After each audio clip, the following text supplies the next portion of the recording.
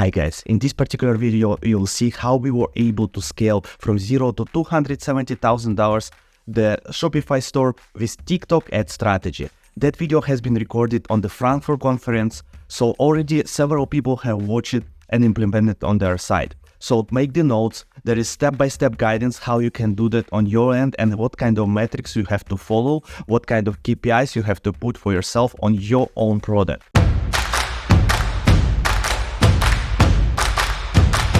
My name is Anatoly Lobinsky, and today I will share with you one of the cases. I want to explain why I want to share exactly this case, because this was showing us that strategy is 100% proven, since we were using for scaling the results from already existing sales, and here we implemented for completely newbie store and were able to scale that to multiple six figures just in a matter of couple of months. So that's why this is a particular case. I would like to explain what exactly have been done and how we are usually doing that on the different cases, and it's allowed us just to generate different kind of performance on the different kind of stores and different kind of niches. So basically, with this particular case, how we were getting started. As I said, there was no store, no ad account. Client came to us just as an investor because we having the options of scaling stores which is already producing results, or done for you stores from scratch in dropshipping space. So that's why I decided to choose this particular strategy, because it shows us on the dropshipping space it's working, on the brands it's working, and here is completely from the newbie account. We were just testing several products in the first 2 months. Haven't been working that well. Ad account has been get banned because when you're working with the brands, performance and ad accounts treating much better with the right product when it's in the branded in the different niches. With the dropshipping first couple of months, it was kind of struggle and kind of challenging for us and our clients, and we were able to generate only $300. And after that, as you can see, from end of January, 20th of January, we launched one of the products. It was product in the health niche, which is serving people 35 plus, helping them with the big struggle in the body. We start seeing attraction, and especially we have seen the KPIs, which I'm about to share with you, which is pointing out that this is something which is going to be potentially great winning product and start scaling. And in the first couple of days, we were able to generate almost $3,000. And we start from that moment optimizing and scaling that under the strategy, which I'm about to explain you how. Before that, I want you to make sure before you're running any kind of advertising, before you spending any dollar on the ads, you need to know your margin. You need to understand what's the break-even point on your product, because so many clients coming to us, brand owners, who are spending tens of thousands of dollars, and you are asking, what's your break-even? And they have no idea. They even don't know how to calculate that. So that's why I'm really telling you, you need to know every single number. And here, just to make it simple, I'm showing to you the selling price of the product. It was $49.95. We were buying that from private supplier for $11. And net margin is $38.95, which is almost $39. And the break-even point in terms of ROS, which is important to know, if you're trying to scale your campaigns, you need to understand your CPA cost. You need to understand your break-even ROS, which is here, it was 1.28. So it's quite great level. I highly recommend you, if you have products which has break-even ROS around 1.2, 1.4, it's a incredible good margin, which has allowed you to test quite a bit of the campaign structures, quite a bit of the different strategies before you find out how to scale that. And when you're scaling, you have good enough room to optimize your ads in the best possible way. So this was exactly the break-even, which is $39, to give us big room to test a lot of different things and find out what campaign structure working the best, which is as well a very crucial point I'm going to be now explaining to you. Testing products and ad structure. First of all, I would say as well, what most of the people don't know, that you need to remember each ad account performing differently. What does it mean? Since I start running my stores, I had several ad accounts, and it's not good enough to understand this how structure of the ad account is working. So when I start coaching students, it was hundreds of ad accounts, and now with the clients, I have seen over 1,000 of ad accounts I have seen on my end. And you can see the patterns. Some ad accounts performing on CBO level and only CBO. Some ad accounts performing on ABO level. Some ad accounts performing, like in TikTok, with lower cap, with bid caps. Some of the accounts like this one was performing on the smart level campaign. Smart campaigns here was just crucial part of the success. If we won't be tested out different structures, we won't be find out that particular structure which has allowed us to scale to over $20,000 a day on the simple dropshipping store. So here I would like to start with the level of the campaign, how we are usually testing. Usually we are testing in Facebook, in TikTok, it doesn't matter, on ABO level, because on the ABO level, it's allowed you to test each individual interest, or if you are testing on the broad interest, which is good enough as well, to test separately this particular ad set. If you will test on CBO, it will be spending unequal for different ad groups and different interests. Here, in ABO level, you're testing out with separate budget every single ad set separately. So we testing out 3 ad sets by $30 each, 18 plus age. So it's super broad, especially on TikTok. It's important. In Facebook, you can play with the age, but TikTok 18 plus, it's always good enough. Don't overcomplicate it. Don't think about some kind of rocket science. It's super easy. 18 plus 1 interest per 1 ad group. So since it was in the health niche, we were testing the common sense targeting, which is health and wellness, healthy lifetime, and health and food care. So health and food care, why? Because it was exactly related to the legs pain. We just use the common sense targeting and start testing ads with 5 different ad copies, 3 different videos. By turning on ACO option in the ad group level in the TikTok, it's allowed you to test out in every single ad group 15 different variations of the creatives. So it's 3 videos, 5 ad copies, and it generates, by turning on the ACO, it's allowed you to generate 15 different variations of the ads, which is giving you big room and TikTok finding out the possible variation of the ad copy with the video. This is one of the crucial stuff on our testing phase on TikTok. We are testing several different creatives, and this way we find out exactly what's catching the algorithm, and after that, taking that piece of the best ad copy and with the best video 1 and ad copy, let's say 3, we just take that piece of the video and then scaling with that video. This is how you can get fast testing of different variations in one single ad group. So by that being said, we launched, and usually it has to be run at least for a couple of days. So you have to be ready to spend a couple of $100 on simple testing. So when we tested before, there was quite weak CPA. There was like a couple of sales here and there, but there are high CPC, which is cost per click. And in TikTok, it's really one of the bad indicators for the product. But here, all the KPIs, all the metrics were so great, which is, I'm about to speak about that. The key metrics to pay attention on when you're testing, you need to make sure to keep an eye on these numbers and the KPIs and columns on the ad account, which is CTR, CPM, CVR, CPA, and of course ROS. ROS is direct indicator to your profitability, and as well as cheaper as possible you get CPA, which is cost per acquisition, as profitable you are. I'm just reminding you that our break-even is $39. So CPA shouldn't be higher than 39. Otherwise, you're running in loss. So you start losing money on the ads. You have to follow your ROS. As you can see on the right side, everything is profitable because our break-even is 128. If you don't know that number, you will not be sure, like, is it profitable? Because it looks like 139. It's quite low. I'm losing money. But if you know exactly every single indicator on your campaign, you're gonna be just with confidence scaling it and focusing on optimizing that in the best possible way. You're gonna be trusting because you know your numbers. So here was really healthy CPM.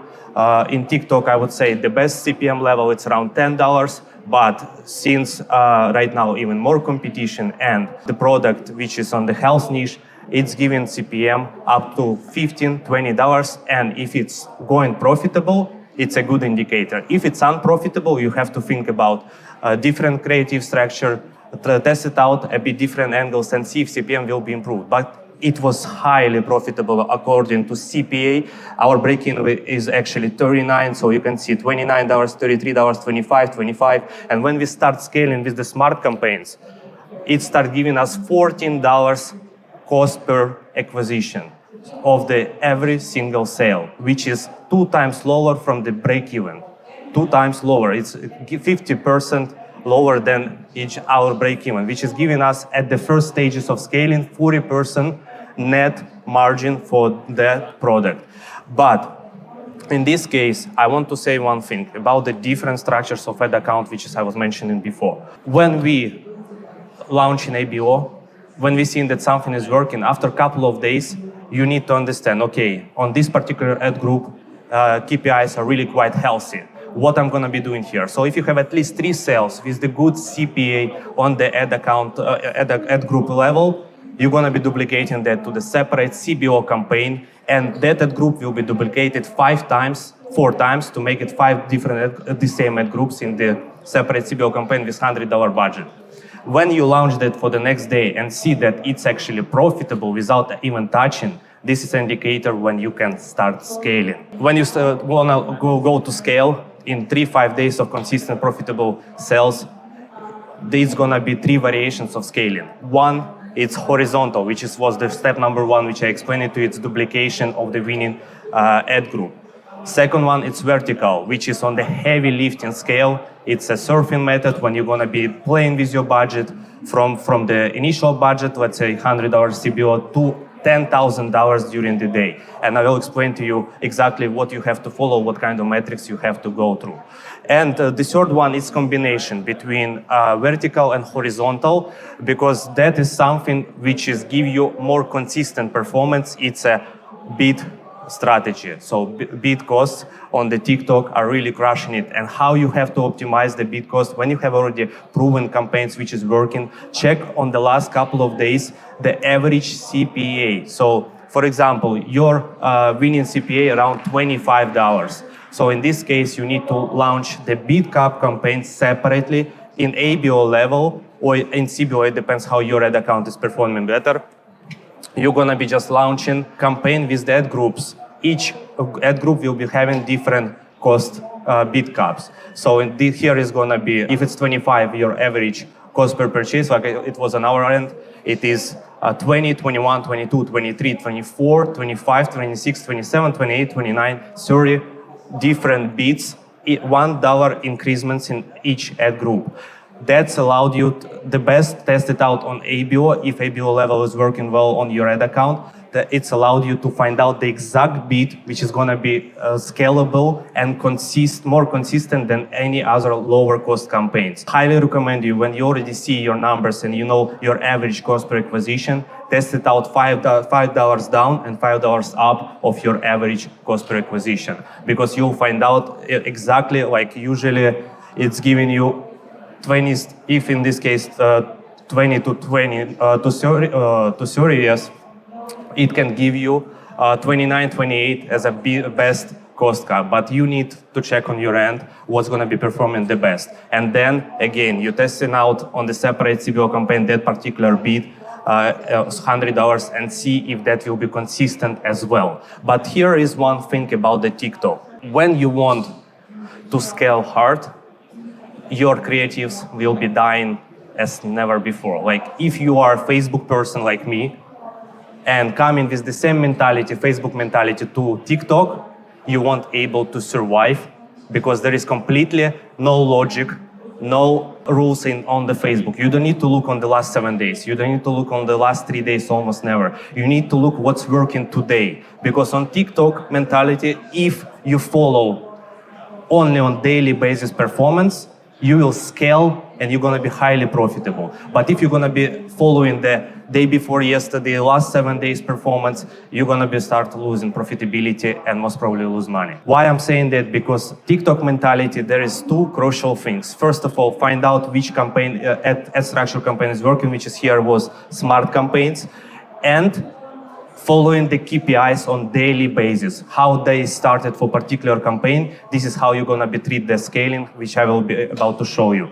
And if something was working yesterday, it doesn't mean that it will work today. And opposite, if something was sucks yesterday, today could be a real winner for you. That's about TikTok.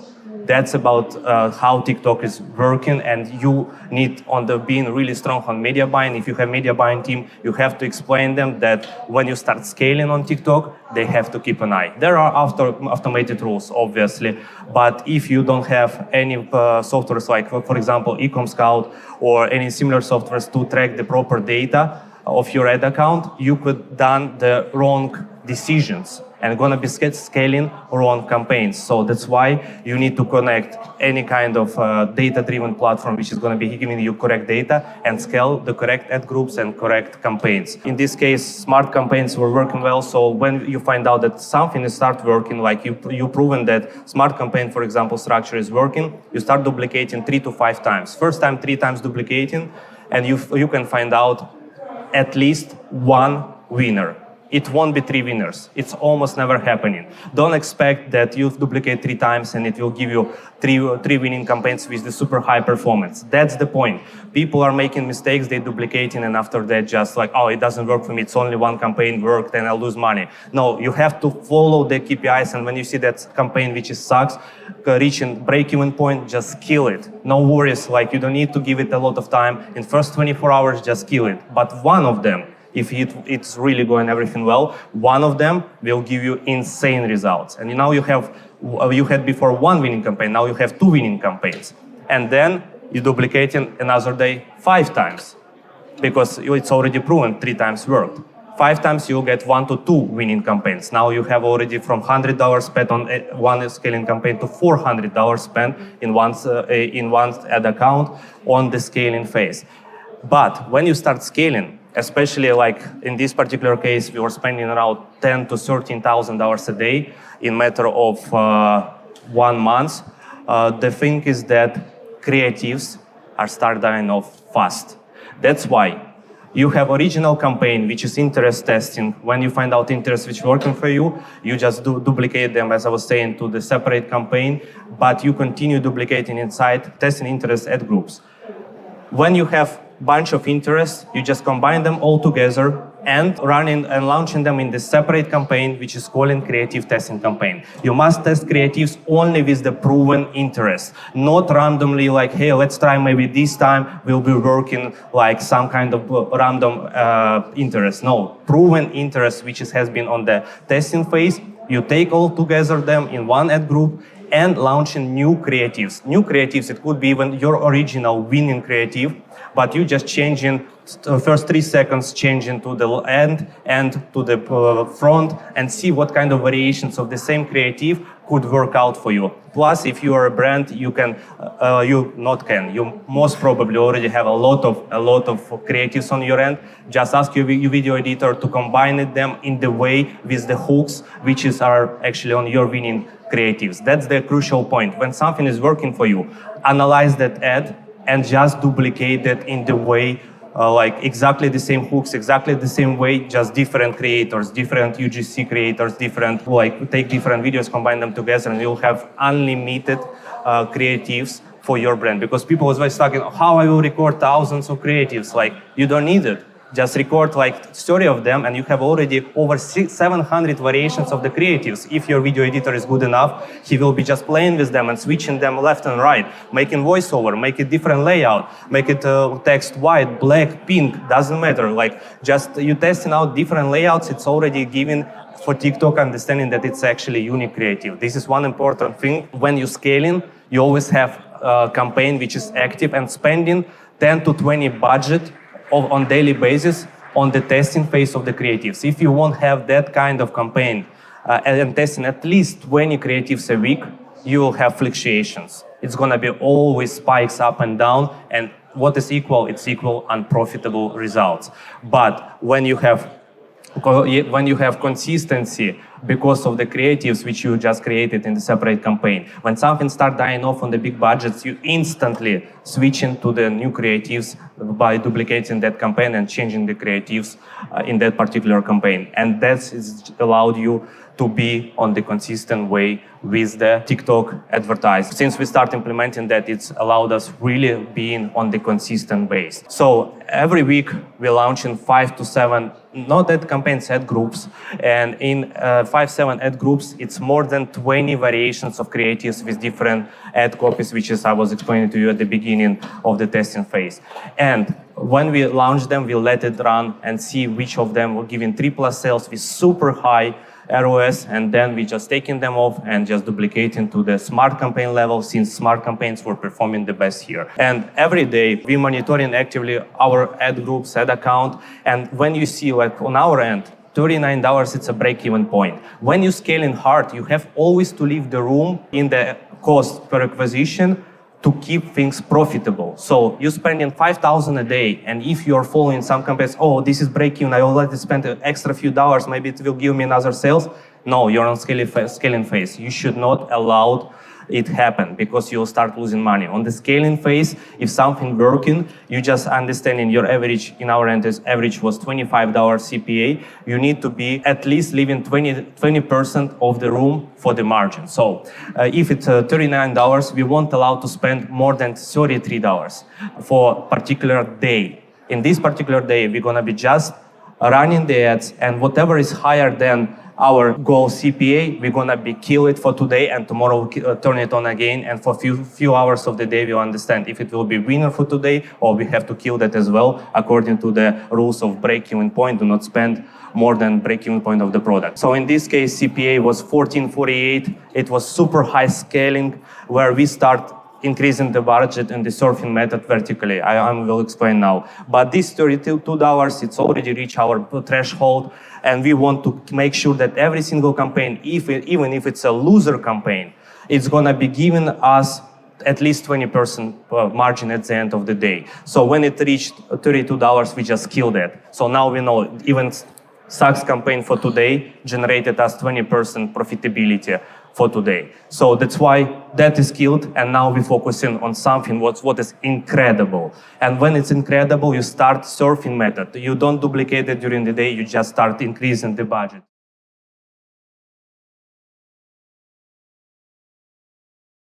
Don't forget to subscribe and like the video, and leave the comment below if you have any kind of questions regarding the case, and I will provide you all the answers.